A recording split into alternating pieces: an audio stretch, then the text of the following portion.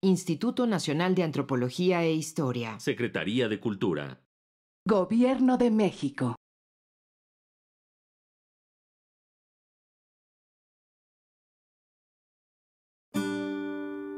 Su sustancia está hecha de evocación, recuerdo, rememoración y de lo que toma del porvenir. Porque es una parte fundamental de nuestra identidad. Somos nuestra memoria. El programa del INA que nos lleva de viva voz con los especialistas. Muy buenos días, esto es Radio INA. La Secretaría de Cultura y el Instituto Nacional de Antropología e Historia los invitan a acompañarnos en la emisión de la serie Somos nuestra memoria. En esta ocasión contamos con la presencia de la directora de la Lotería Nacional, Margarita González Sarabia, y de Yuriria Robles, historiadora. Yo soy Salvador Rueda y vamos a hablar de un tema muy particular y no tan conocido, que es la historia de la Lotería Nacional. Bienvenidas Margarita, bienvenida Yuriria. Muchas gracias. Pues vamos comenzando. Platícanos algo, Margarita, sobre esta institución que diriges, que tiene, bueno, si nosotros con 80 años nos sentimos orgullosísimos en el INA, ustedes tienen 200 y tantos años, 220 años. Platícanos algo. Bueno, en primer lugar, muchísimas gracias a Radio INA por invitarnos. Saludo a todos con gusto.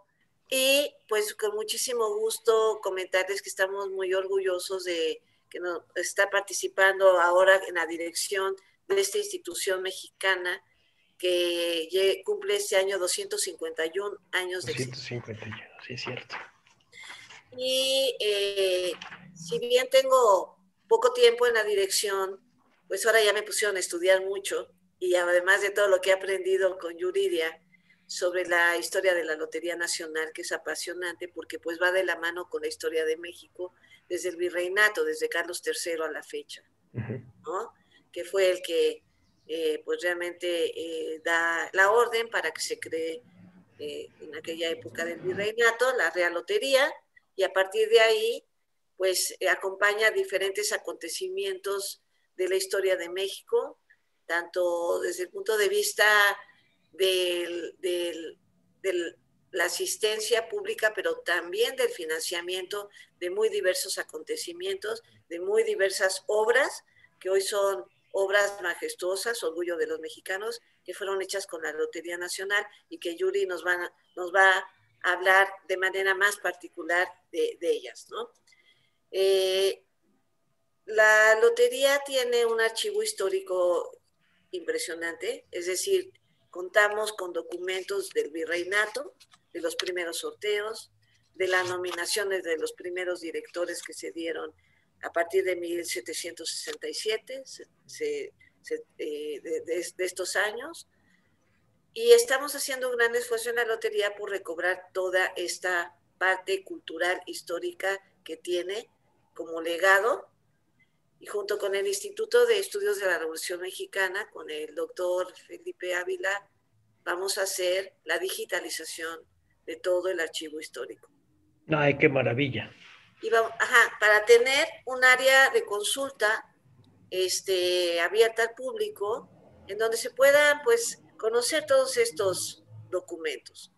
Voy a presentarles algo que es muy bonito aquí, que es el primer billete de sorteos de la lotería. ¿Quién lo firma, Margarita? Lo firma, pues, la verdad no lo entiendo. Sí, pues fue el primer director que se llamó Javier de Sarria. De Sarria, ok. Fue el primer director, que fue el que en España estuvo atrás del rey Carlos III, solicitándole que se hiciera la lotería de la Nueva España. De hecho, Carlos III también instituyó en España una lotería para tener recursos para el reino, una lotería que según entiendo estuvo basada como en el tipo de sorteos italianos. Hay que también recordarnos que aquí en México, pues, estos juegos de la suerte desde la época prehispánica se daban, la gente siempre ha estado ligada a esta idea de la fortuna, de la suerte, de ¿no? De jugar, Claro. etc. Y cuando esto se institucionaliza, aquí pues se vuelve ya una parte más ordenada de generar recursos para la colonia y por supuesto después para la independencia y después para las diferentes épocas históricas, la reforma y hasta la época moderna, digamos, bueno, porfiriato no se diga, la revolución, el porfiriato, la revolución y llegar a la época moderna. Ahora en esta etapa que estamos viviendo actualmente, pues también ya tenemos unas políticas muy definidas hacia la Lotería Nacional, por supuesto ligadas al concepto de la Cuarta Transformación, que tienen que ver mucho con algunas cosas que les platicaré más adelante. Muy bien, gracias, Margarita. Pues Yuri nos puede contar de manera más específica diferentes momentos de la historia de la lotería. Pues eso vamos a ir haciendo. Vamos a remontarnos a la época del virrey de Croix, que se hicieron muchas cosas interesantes en la Nueva España.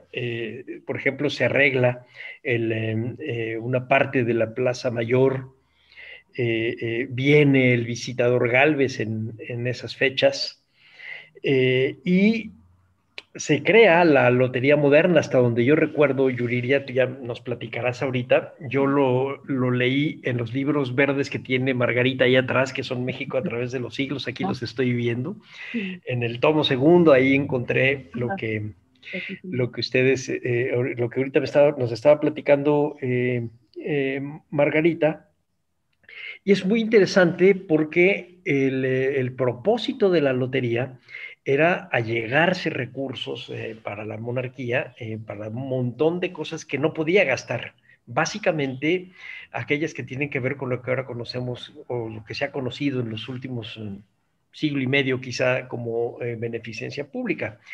Pero también hay otra parte que es el lado de lo que también manejaba ahorita Margarita, que es este lado de tentar a la fortuna. Y no solo los mexicanos. Yo me acuerdo muy bien de uno de los, bueno, ustedes se acordarán perfecto, el del Jardín de las Delicias, este cuadro tan inquietante, que al fondo lo que está es una rueda de la fortuna con cara humana, porque la rueda de la fortuna tiene esta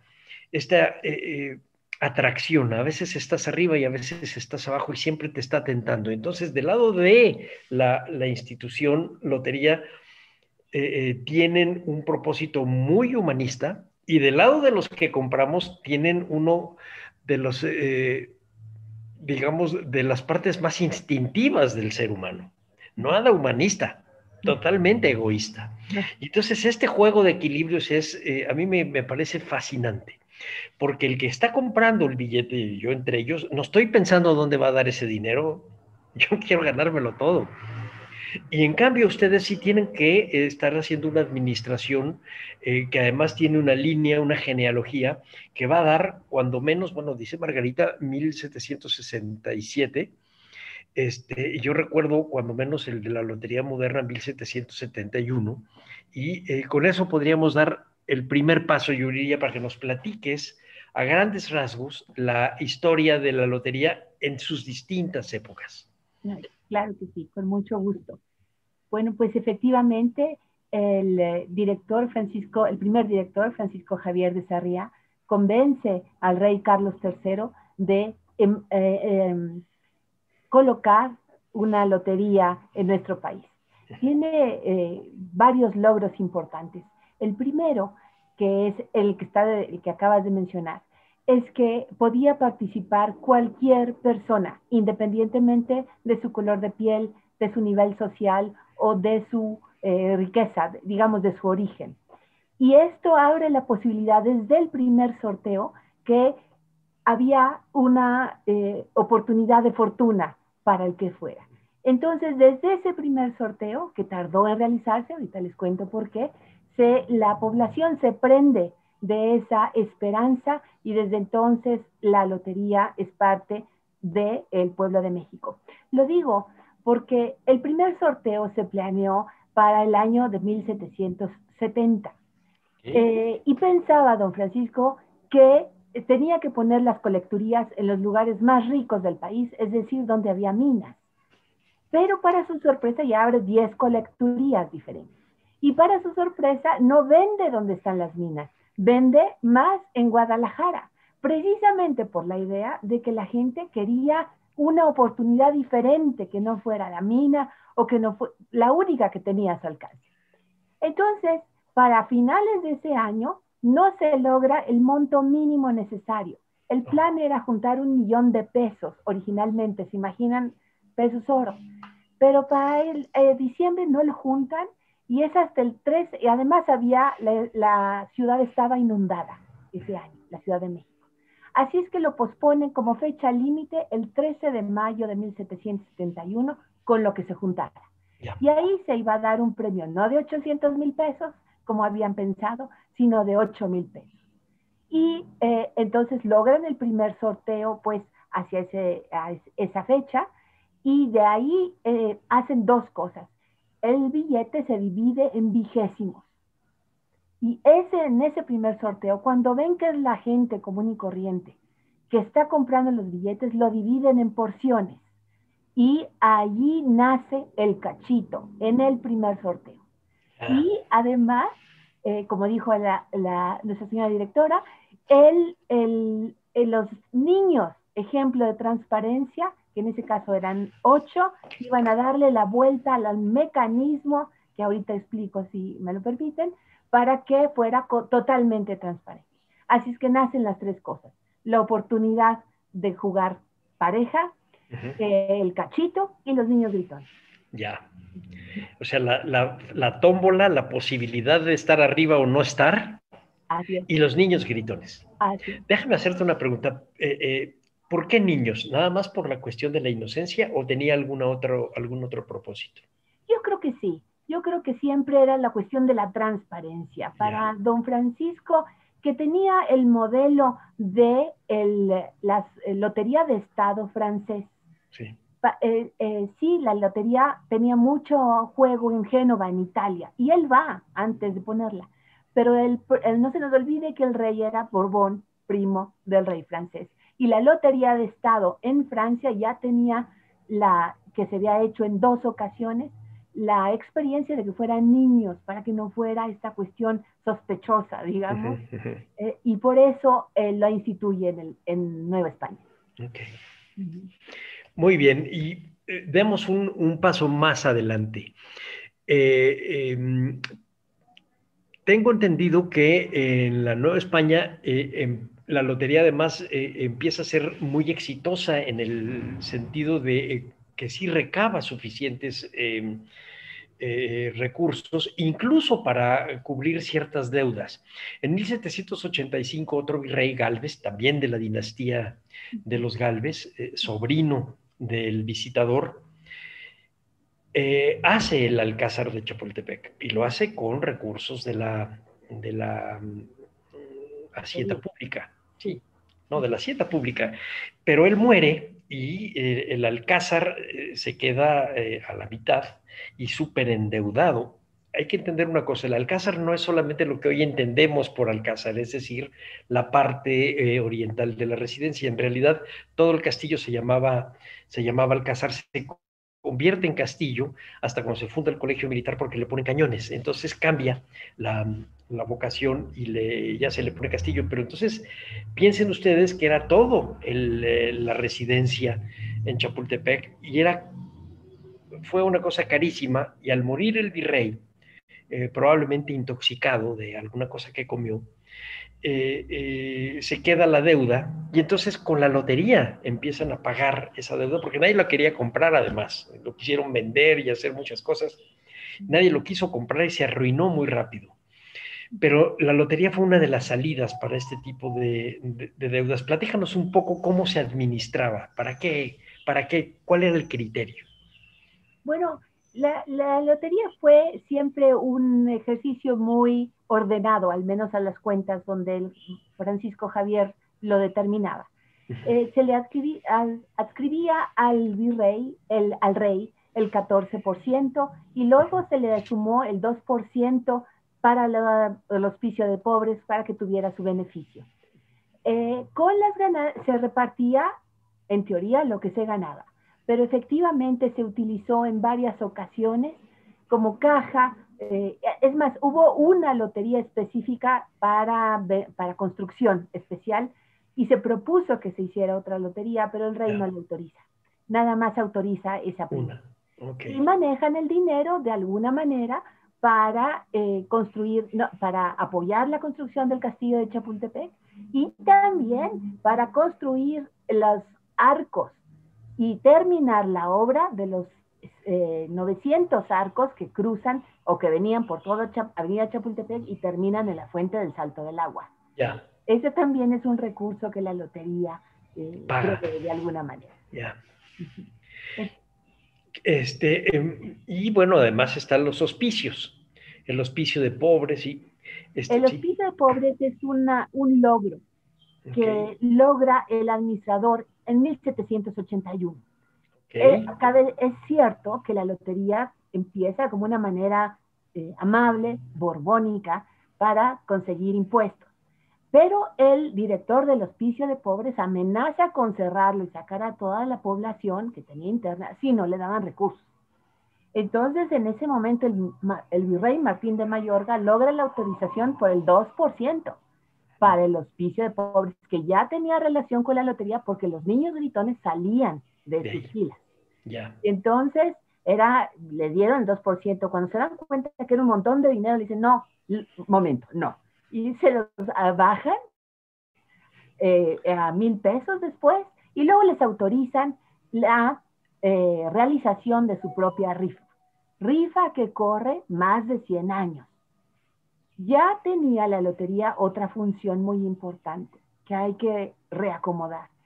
La autorización de loterías especiales pequeñas que empezaron aún antes de la lotería, pero que la gente tuvo oportunidad de tomar para llegarse recursos.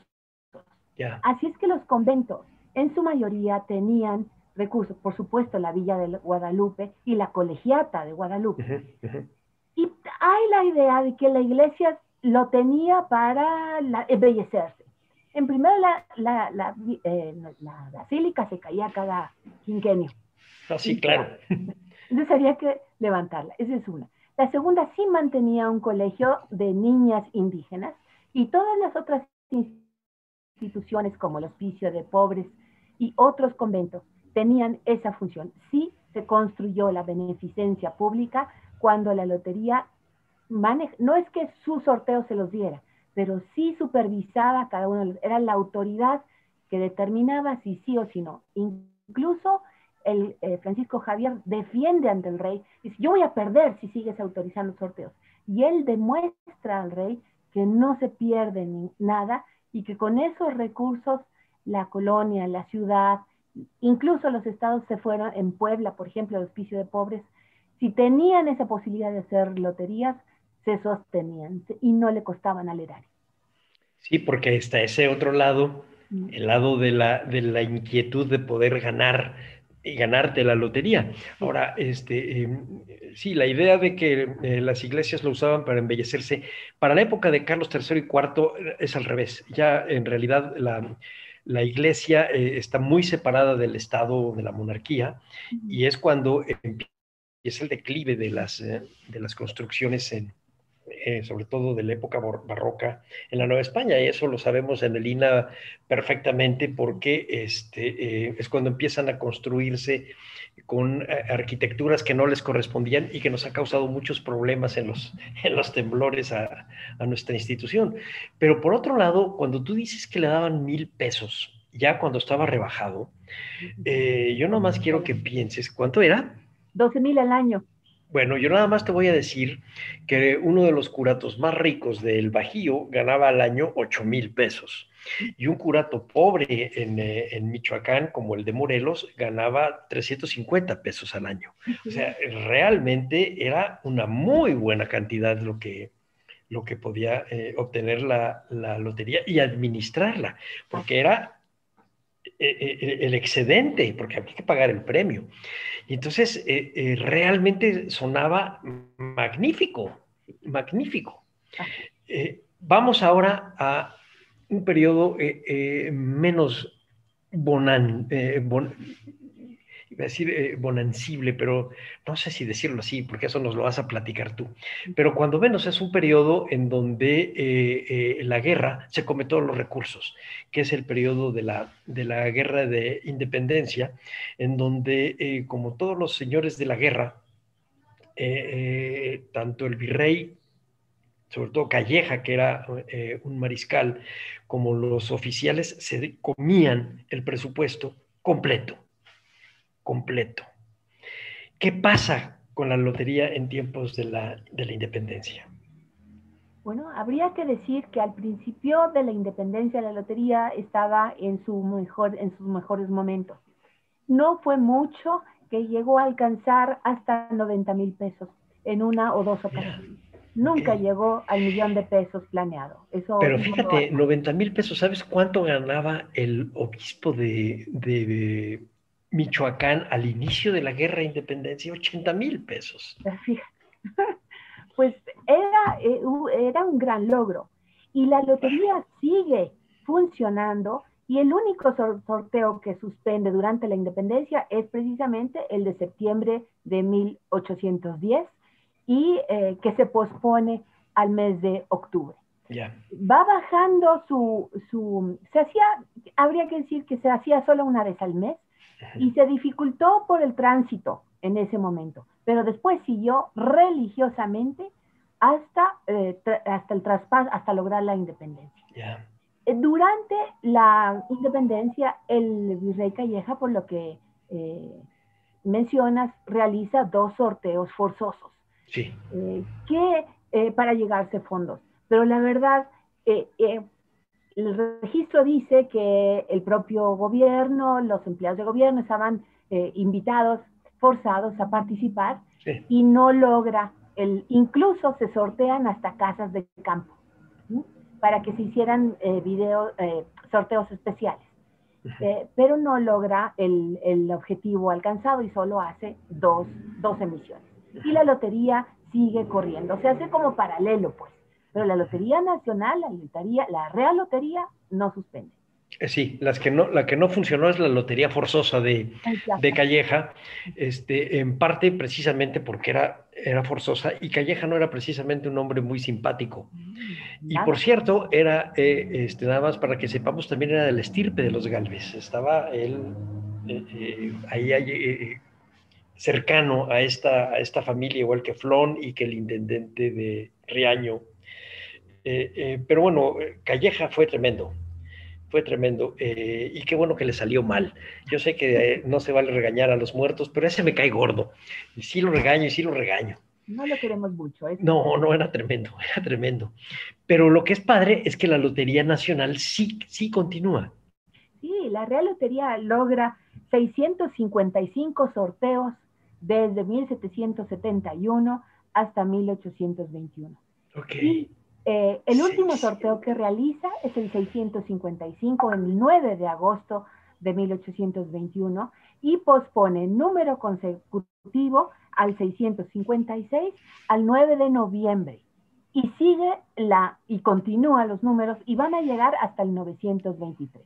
Espérame tantito, no te me vayas tan rápido. A ver, 9 de agosto de 1821.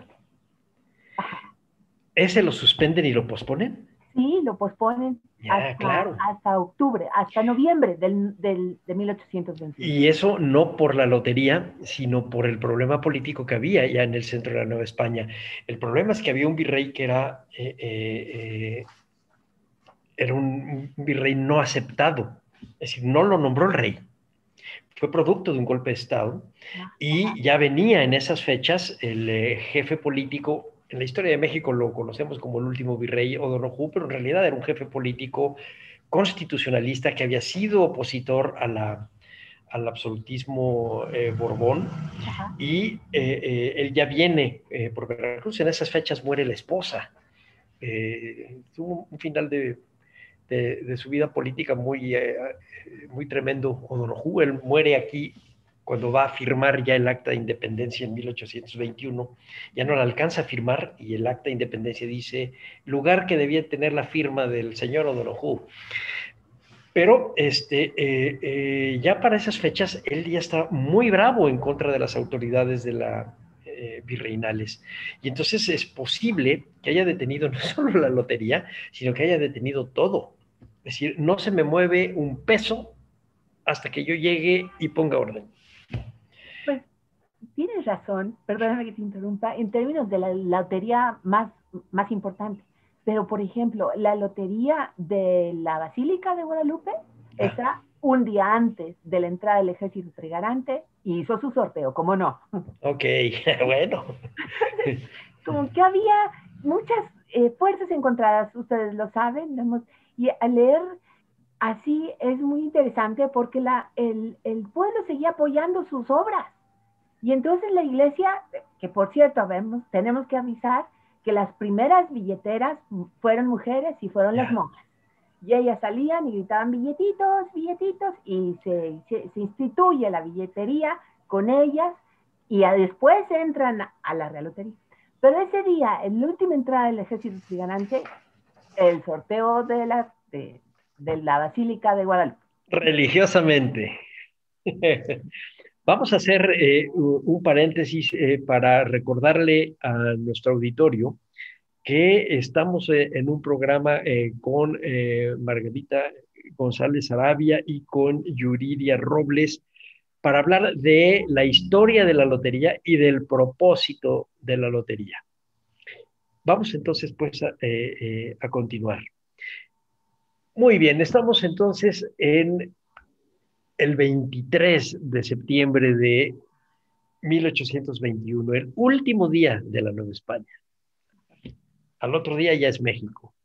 Y la lotería caminó como si nada. O sea, tiene una historia paralela, tiene su propia fuerza, tiene su propia fortaleza institucional y tiene además un alcance de toda la geografía. No sé si en la época de la Nueva España, hacia esas fechas, tenía un alcance de todo el virreinato. ¿Lo tenía Yuridia?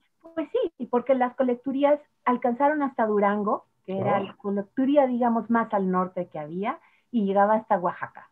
Okay. Entonces sí había 10, sobre todo en el Bajío.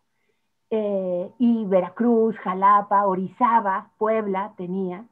Y habría que anotar que Francisco Javier Sarriá las pensó muy bien, porque él antes ya había visitado el país. Y él era minero, ingeniero minero. Y además ganó mucho dinero trabajando minerales. Vio tal riqueza que dijo, no, aquí pongo. Entonces sí las distribuyó sobre el centro del país. No solo él, yo diría, Humboldt y todo el mundo notó lo mismo. ¿Sí? Aquí la cosa estaba en la minería y muchos ingenieros mineros se dedicaron a otras cosas. Has de saber que una buena parte de los historiadores del siglo XIX eran en realidad ingenieros mineros. No había historiadores propiamente. Es que esa era la bonanza.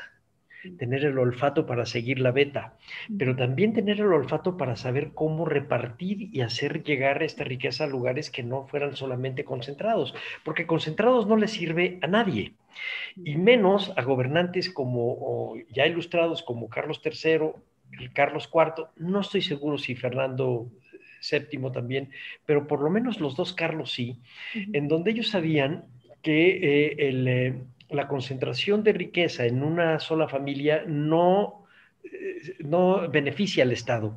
Y ellos por eso hacen todas estas cosas incluso tremendas cosas, las que organizan, las que originan el final del imperio y las guerras de independencia en todos lados, porque lo que quieren es fortalecer al Estado. Y lo fortalecen de una manera dolorosa, porque se acercan al dinero de la gente, pero por otro lado saben muy bien que estos administradores mineros pueden sacar estos recursos y ser lo suficientemente inteligentes y honestos para que no crees un motín popular por un asunto de la lotería, o hubo algún motín popular por razones de la fíjate. No, nunca, no, que yo haya leído en todos los registros, nunca hubo un motín popular. Fíjate. Sí, tienes razón en el sentido en que eran muy inteligentes estos ingenieros. Así Francisco Javier de Sarriá.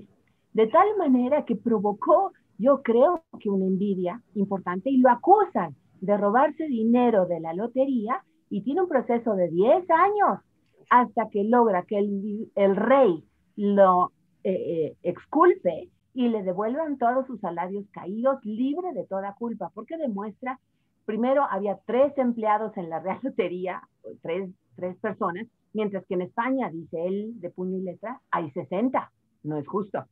Entonces, llega pues mucha envidia y ese montón de dinero, y lo acusan, pues les hacen ese proceso. Pero él en realidad tiene un libro de química que limpia la soga, limpia el material y logra 2 haciendas que le embargan en el proceso. Y bueno, después él continúa, deja de ser director y sigue viviendo en el país. ¿Cuándo deja de ser director, Yuridia? Tiene 10 años como en la dirección, de 1770 a 1781 más o menos. Todavía tiempos de Carlos III. Sí, todavía. Y él es el que le dice, no, el señor es probó, o sea, impecable, devuélvanle todo.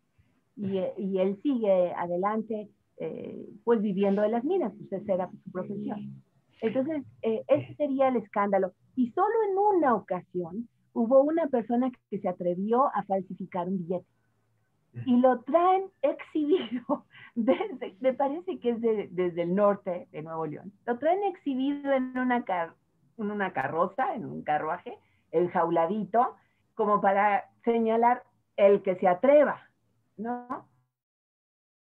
Y lo traen hasta la ciudad de la Real Lotería, más que ese caso que trató de falsificar el billete, que ya les me des ideas, no nos des ideas de traerlos enjaulados en la calle, no nos des ideas. Fue un caso único, ya les mostró la directora. El billete tenía un ribete muy especial, sí. Y él lo firmaba, y el tesorero y el secretario. O sea, él tenían sus sellos, sus llaves, ahí está, ella lo está mostrando, la firma es de él, de Francisco Javier Bizarría.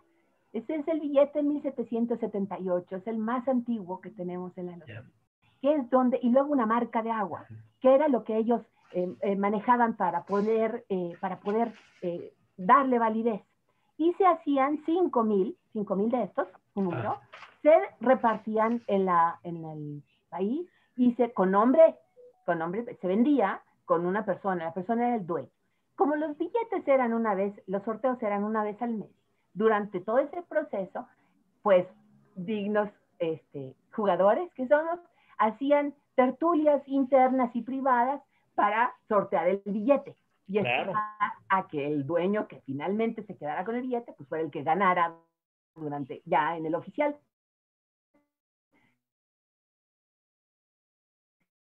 Pero el responsable era el que lo había comprado en la colecturía.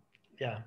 Y entonces, porque había palabra de honor. Fíjate una cosa, Margarita lo decía hace un ratito también.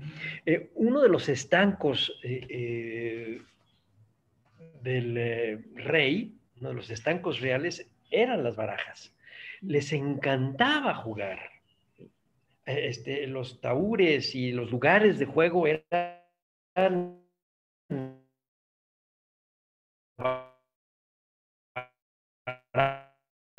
les encantaba.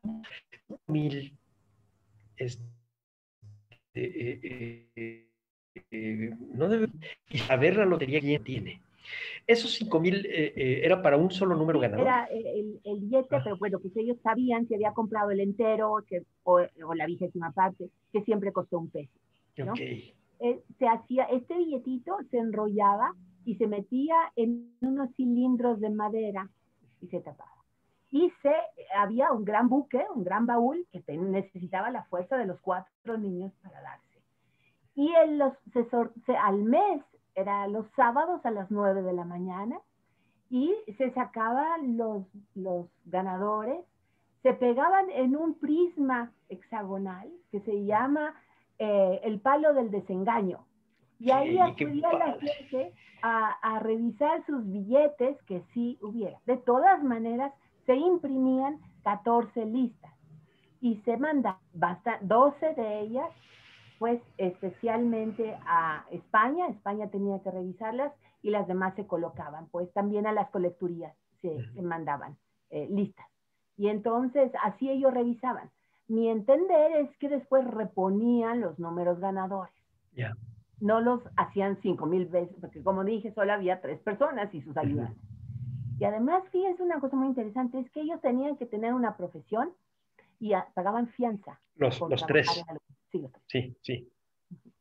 Sí, porque los ganadores, yo recuerdo por ahí alguna vez en una anécdota, no sé si sea cierta o de estas cosas de la literatura del siglo XIX, en donde había un esclavo que era más rico que su dueño, pero seguía siendo esclavo, o sea, su estatuto jurídico era el ser esclavo, pero era más rico que el dueño, y entonces el dueño ahí lo tenía arrimado para que le dieran de comer. Okay. Porque esto que contabas tú al principio es muy notable y ojalá algún día hagamos un programa sobre esto, que es el sistema de castas en la Nueva España. Si bien era muy racista en muchas cosas, sobre todo en la vida política, acabamos de conmemorar 190 años de Vicente Guerrero, de la muerte de Vicente Guerrero, y una de las cosas con las que afectaron a Vicente Guerrero era gritarle mulato. Estamos hablando en un periodo en donde ya la esclavitud no existía ni nada, pero sí el racismo, que es distinto. Y entonces, a pesar de que fuera una sociedad muy racista y muy atenta al origen racial de cada persona, en la parte del estatuto social no había tanto y entonces podían hacer muchas cosas. Entre esas, comprarse un billete de lotería y volverse ricos. Sí. Aunque les pagaran en 100 años, pero les pagaban. Sí, sí. Eso sí, no hubo un premio, yo no he leído, no tengo noticia de que alguna vez durante la colonia hubiese un premio insoluto. Sí se acumularon. Claro, y la independencia, y ya veremos cómo lo arreglan. Pero en la Real Lotería, no. Ninguno. Pero fíjate, además tocaste otro asunto. ¿Cuántos motines populares hubo porque el maíz subía de precio? Como 100, yo sé. Muchísimos. En cambio, no hubo ninguno porque faltara algo en la lotería. O sea, la lotería sigue siendo una institución absolutamente confiable desde que nació. Así es.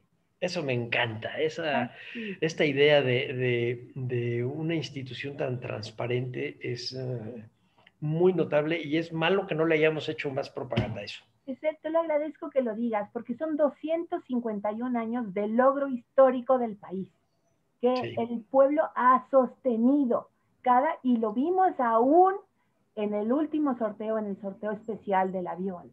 Yo vi a las personas formadas alrededor del edificio de la lotería 5 días seguidos comprando su billete de avión. La lotería es de todos, de verdad. Sí. Por favor, gracias por decirlo. No, sí, eso me queda clarísimo. Me queda clarísimo. Y yo te voy a decir algo, a contrapela de lo que estoy diciendo de que la idea de la fortuna y del juego es lo que atrae, yo debo decir algo, a mí no me atrae tanto y he comprado muchos billetes de lotería, pero sobre todo los que tienen el sentido como lo que armó Margarita con el INA. Es decir, me gusta porque el billete siempre tiene una cosa artística ahí adentro. Es decir, lo que estás comprando en realidad el papelito ese vale mucho más de lo que estás pagando. Imprimirlo vale más. Sí, y además la unión del arte con la lotería es también antigua.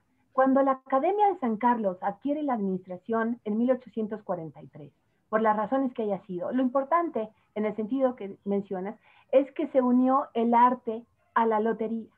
Y entonces la Academia de San Carlos se sostiene, trae a muchos maestros y levanta lo que hoy está en el Museo Nacional.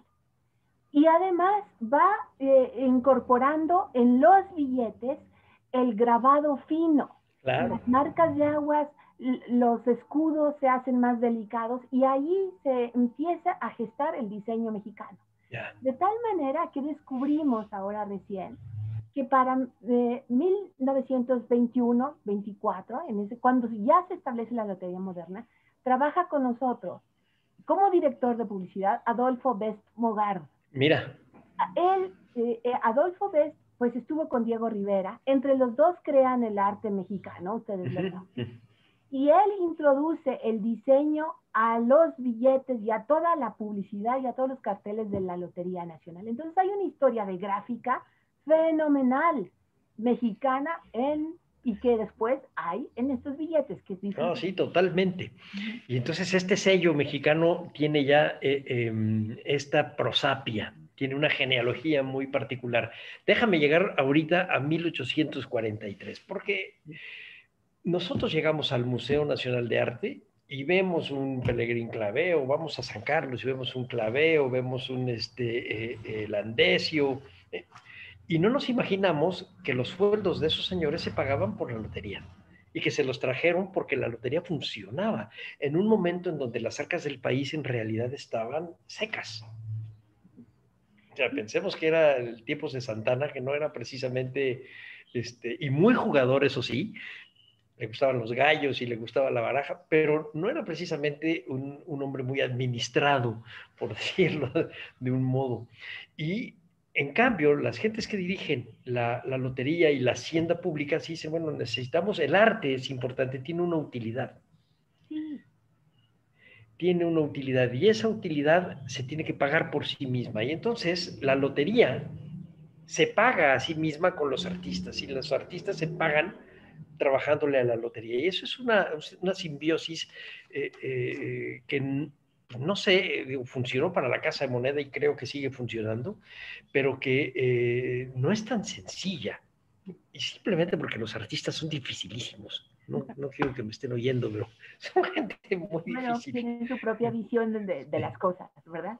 Pero creas esa simbiosis que llega hasta Besmogar, o sea, tienes una línea que tiene que ver con los diseños de la lotería que la han hecho famosa y la hacen tan atractiva, además de la posibilidad de ganar. Así es. Y además, cada billete tiene su historia, aparte de su belleza intrínseca, está hablando de momentos nacionales importantísimos.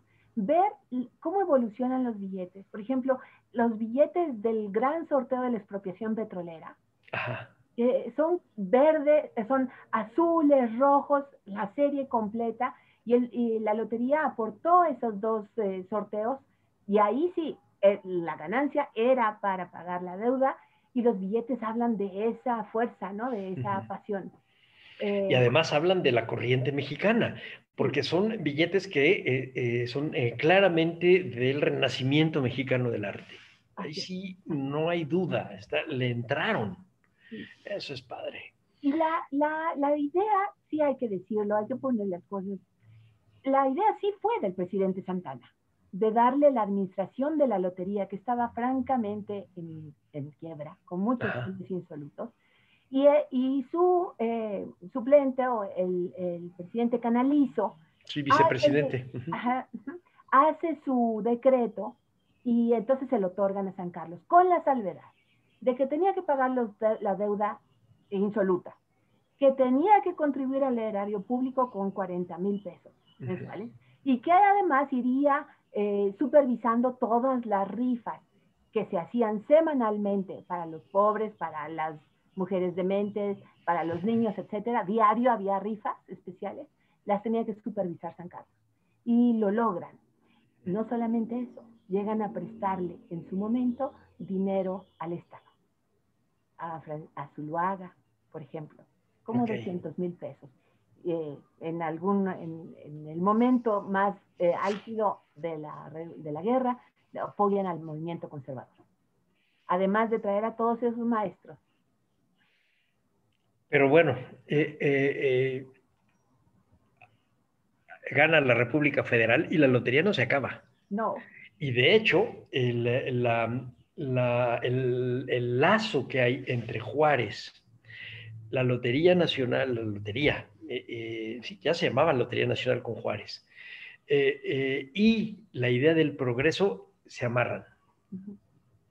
Así, pasas de ser una institución de beneficencia pública un siglo antes para convertirte en un promotor del progreso, porque el tren que va de México a Toluca lo pagó la lotería. Sí, al principio logró, el mismo presidente Juárez inaugura una de las estaciones. Solo le alcanza una de las estaciones y después se queda la ley instituida para lograr todo el tren. Ajá. Pero la idea de que la lotería puede apoyar obra pública, que es distinto a lo del Alcázar, sí. Porque lo del Alcázar no era obra pública, estaba hecho para la residencia del virrey. Después se abandona y deja de ser lo que originalmente tenía. Pero en este caso, a partir de Juárez, se trata de obra pública. Es decir, el beneficio público está en que tienes acceso a pues, hospitales, ferrocarriles, a carreteras. ¿Me entiendes? La idea de beneficencia pública es muy distinta a la beneficencia católica, digamos, de Santana para atrás. Por eso decía yo de este brinco con los conservadores. Es muy interesante. Nosotros le debemos como institución al presidente Juárez la misma organización de la lotería. La eleva a rango constitucional, decimos nosotros, porque todo el proceso de extracción de bolitas, los números ganadores, todo tal como se hacía ya entonces como tradición, él le da su autonomía y la lotería tiene su propia reglamento, digamos. Ese es un logro. Y el segundo es que él asume que la función de beneficencia es obligación del Estado, que es lo que está diciendo. Y que de esa beneficencia tendría que hacer no solamente hospitales, escuelas, asilos, sino también lo que dice es obra pública. Dice que entonces todas las rifas pequeñas que se hacían en el país se suspenden porque las tiene que asumir el Estado. Eso lo hace en 1861, un poco antes de la invasión francesa, y se va, ¿no? Y le otorga solamente más adelante el permiso especial para el tren México-Toluca. Pero las rifas, bueno, no es que desobedecieran, pero él no estaba, y las rifas siguieron corriendo, las rifas pequeñas, que seguían en la beneficencia. De tal manera que cuando ya el presidente Juárez regresa y la Lotería Nacional se empieza, pues estábamos todos quebrados, la Junta de Beneficencia Pública, que sí había seguido las rifas, le entrega casi 3 millones de pesos al presidente Lerdo para solventar la crisis económica que tenía el país. ¿Y qué pasó durante el imperio, Yuriria?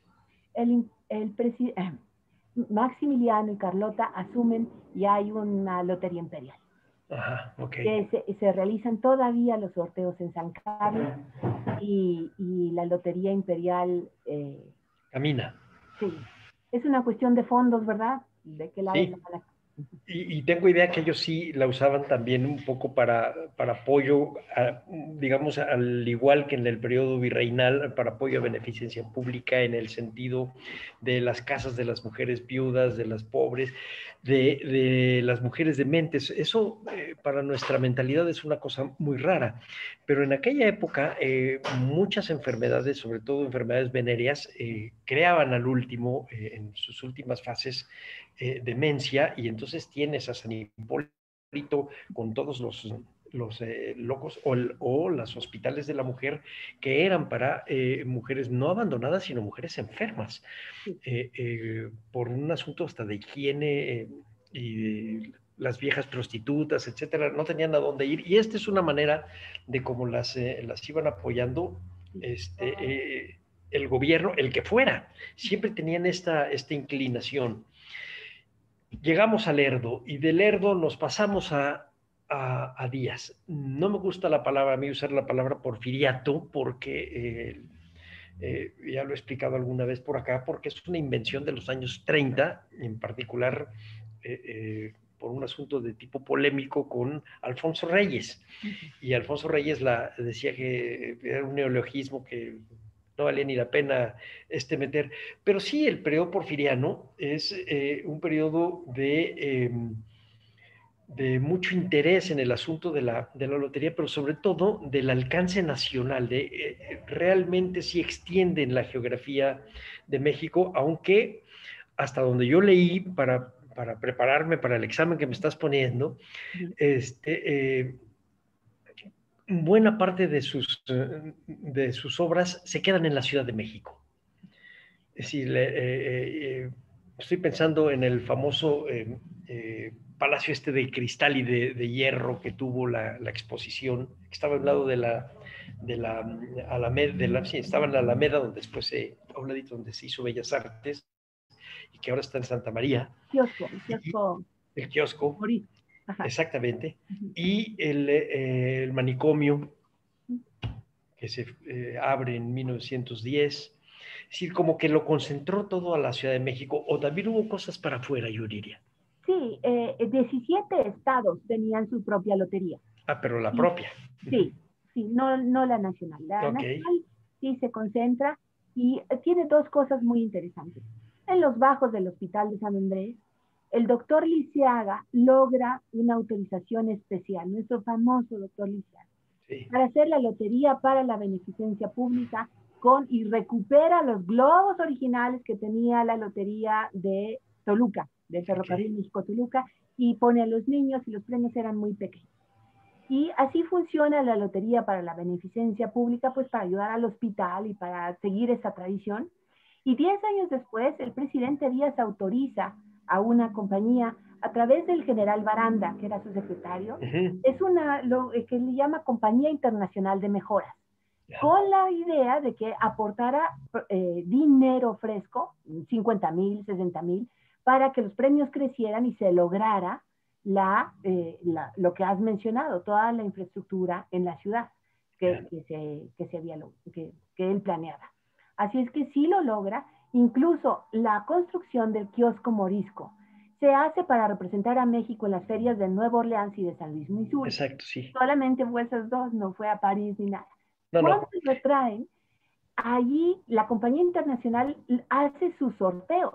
Entonces los sorteos de Lotería Nacional se realizaban en la Alameda y ahí se convierten en un espectáculo público.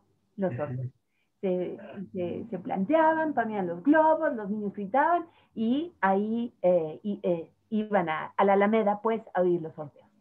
Hasta 1908, cuando el mismo presidente Díaz dice, este es el lugar con permiso del Hemiciclo Juárez, y lo manda a Santa María la Ribera.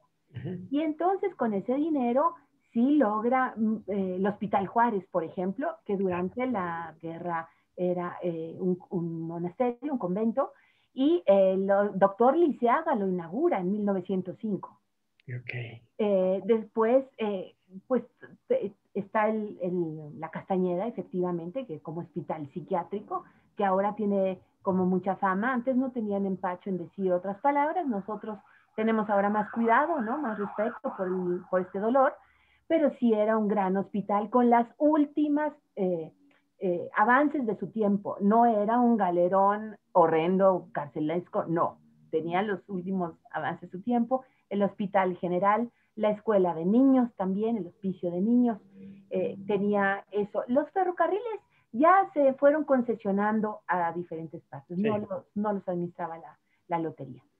Para mí, bueno, así llega hasta el periodo de la Revolución, en 1915, cuando el presidente Carranza se encuentra en Veracruz y lo acompaña el director de Lotería Nacional en ese momento, y entonces el presidente dice, no, este dinero es demasiado, y suspende las funciones de la Lotería Nacional de 1915 a 1920. No hasta el 20. Hasta el 20. Es decir, desde que él era jefe del ejército constitucionalista hasta cuando es presidente, hasta su muerte.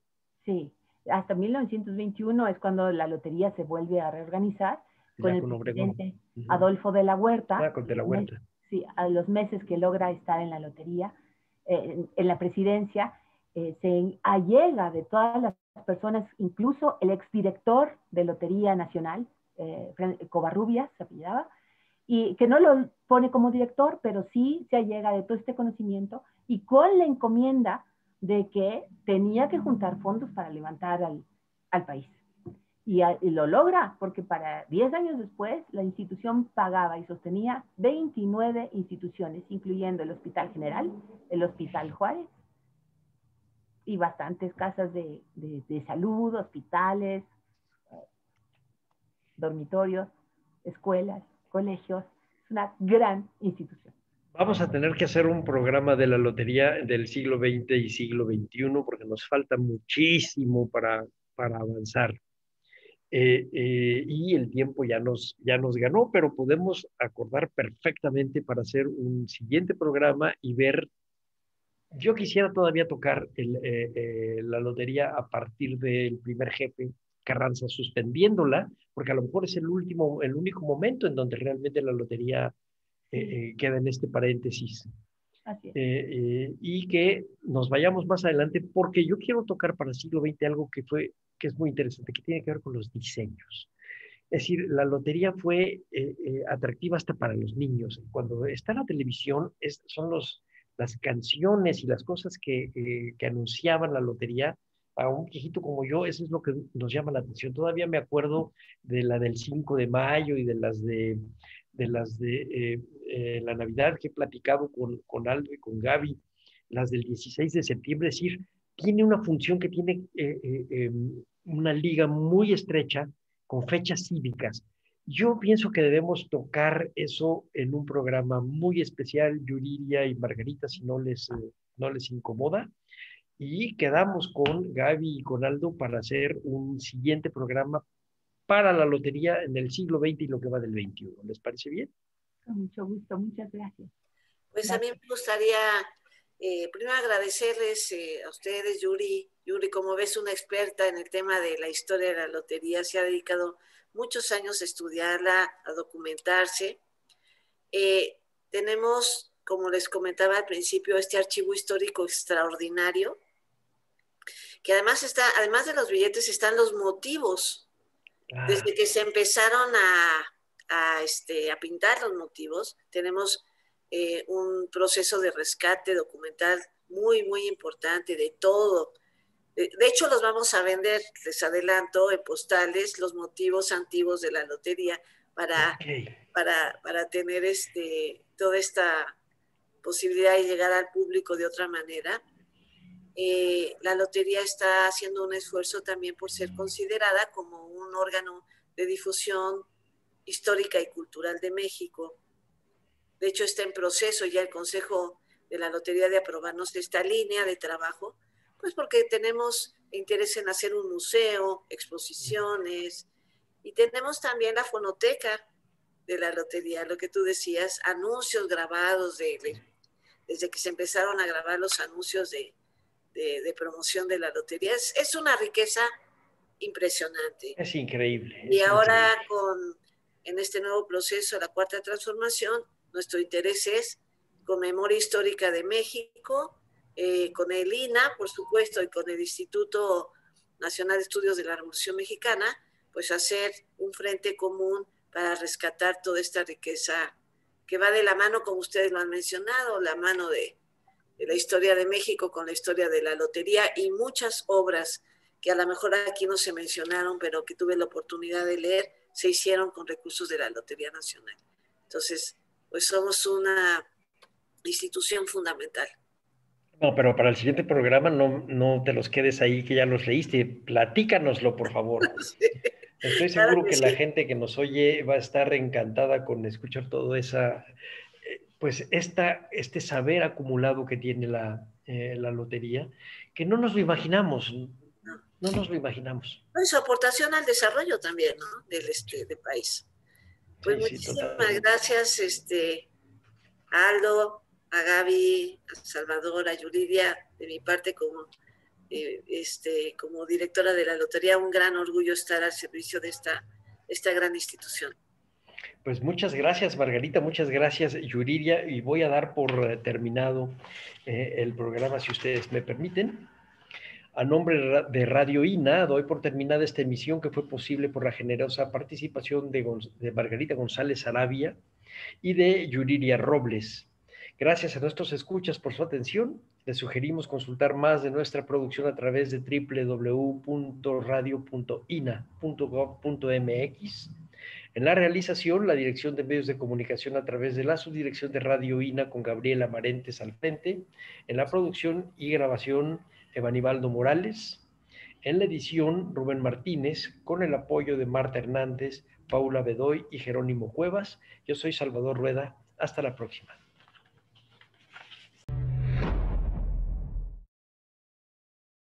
Las opiniones y comentarios aquí expresados son de entera responsabilidad de quienes proporcionan la información y no representan necesariamente las opiniones de Radio INA ni comprometen el pensamiento editorial del Instituto Nacional de Antropología e Historia.